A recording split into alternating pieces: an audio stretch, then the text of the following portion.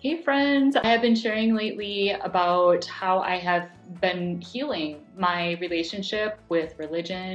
And a lot of people have been reaching out to me and saying that really landed with me. I want to heal my relationship with religion too. There's so much interest that I thought we've got the summer solstice fire ceremony coming up that Bryan, pastor at McFarland United Church of Christ, and I are putting on. I thought this is a great time to actually talk to Bryan because he has been such a big piece of that healing journey for me. So I just wanted to ask you some questions, Bryan, that are coming up a lot as I'm having conversations with people that are feeling like this resonates with them. All right, so here's another question. Are you going to hell if you're not a Christian, or if you don't believe in God, if you are an atheist, or what about if you are really devoted to a different religion? What's the perspective on that? This is a tough question because I know that people have grown up in church traditions where they've really been beat up and what I call fear-based religion. And I don't believe in fear-based religion of any kind. And I don't think that that's ultimately what the Bible teaches. Again, I don't have time now, and people could point out certain verses. How do you deal with that? I'd be happy to have those conversations with anybody.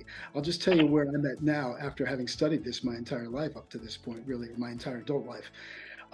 I don't believe that there is a literal hell.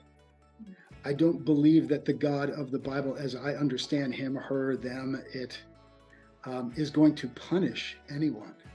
I don't think you need to be afraid of God. The Bible says in 1 John chapter 4, God is love.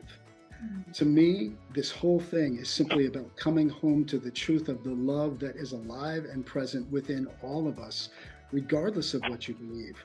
I don't believe that you have to believe any certain thing about the divine in order to be fully loved and accepted. It's more a matter of waking up to a beautiful acceptance that already exists.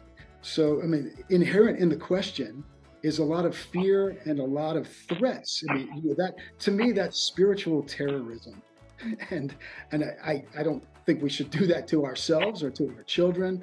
And I apologize. And then, as an ordained minister, I apologize that too many churches have made that the essence of the message, when I think it's way more beautiful and inclusive than that. And I could back up what I say with the Bible itself.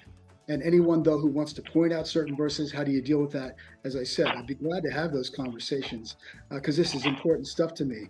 But in a general sense, I don't think you need to be afraid of God. And in fact, I'd like to tell a little story, but let me leave that. I want to leave a story that's another way of responding to all this for another video.